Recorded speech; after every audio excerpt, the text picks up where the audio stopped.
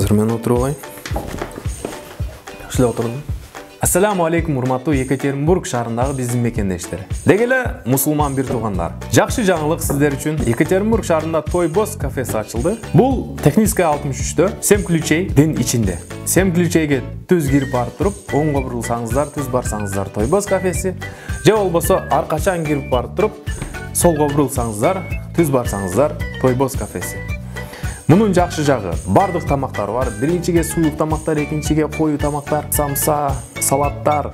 Эмне кааласаңыздар, тамактардын айтор бардык тамактар бар. Мунун эң жакшы жагы, туугандар, бул тамактар халал жолдор менен даярдалат жана эттери, башка нерселери халал нерселерден даярдалат. Жана ошондой эле намаз окуган биздин байкелерибиз үчүн атайын өзүнүн намаз комнаталары бар. Жана ошондой эле 3 комнатасы бар. Турараак айтканда 3 тапчан бар. Кирип кеңирип отуруп, урсактарыңызды тойгозуп, жакшы иштесеңиздер болот. Андыктан Той Босс кафесине кирбей коюш болбос.